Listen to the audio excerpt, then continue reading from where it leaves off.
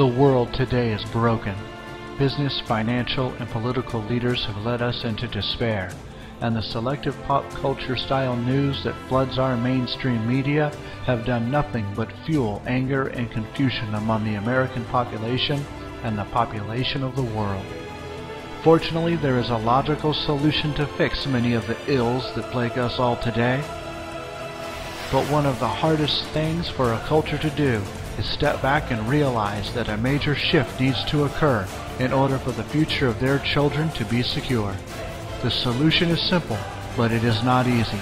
Changes of this nature never are, but they are obvious throughout history, and they mark key points in humanity where we rose to the next level and made life better for a larger group of people.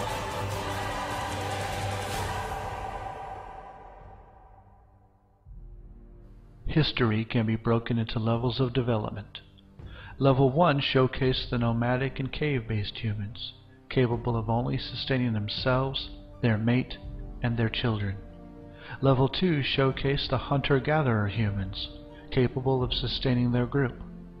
Level 3 showcased the agricultural humans, capable of sustaining their towns. Level 4 showcased the industrial human, capable of sustaining large cities, their nation, and nations in desperate need.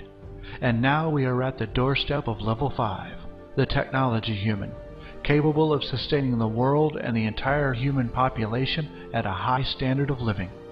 As each new level was reached, a change in the economic system needed to occur in order to be the most efficient for the new paradigm. What needs to change now is the system of economics that governs the technological age. What's needed is the proper resource utilization of the entire planet for the benefit of the entire human race, and not just a portion of it.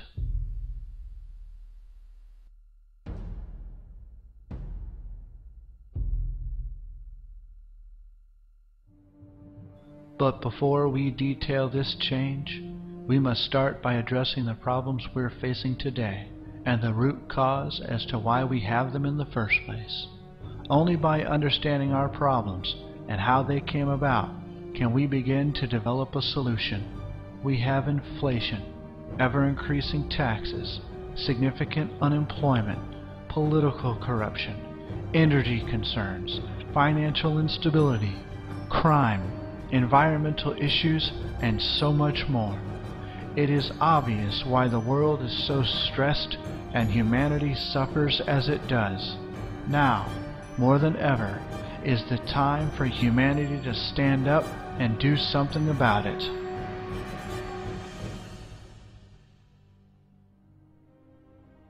Politicians and industry alike have repeatedly tried over and over to solve these issues, and never once have they succeeded. The best they've ever done is delay or mask the concerns.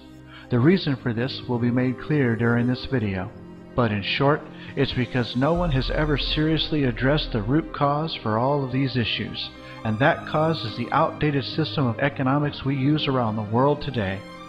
The monetary system, or more specifically the price system, is the basic underlying factor that is the fundamental cause for all of the issues we're facing today.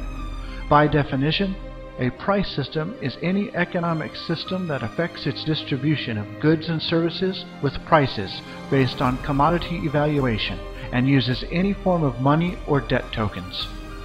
Do not confuse this with capitalism, the free market, or any other term an economist would use. It is also very important to understand that this is not a political argument and has absolutely nothing to do with political controls. Every nation on this planet, no matter their political ideology, be it a democracy, monarchy, socialism, communism, or whatever, operates using the same underlying economic system. They all employ this system for the exchange of goods and services throughout the world. It is the one major common link between everyone, which is also why it is the fundamental cause for so many problems we see in the world today. And here's why. The monetary system requires two key components to work: scarcity and growth. In the past, prior to 1800, these two requirements were perfectly valid throughout the world. This was a time when traveling just 500 miles was dangerous, if not deadly, and the shipping of goods was no less difficult.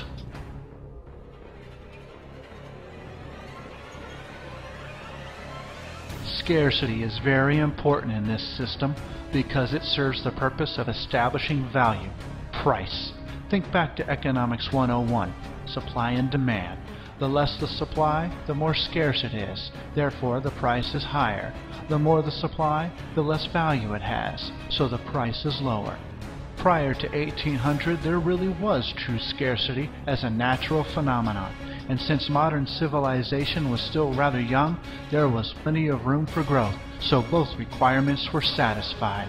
Today, however, these two requirements are gone and the monetary system is in serious trouble and under great stress.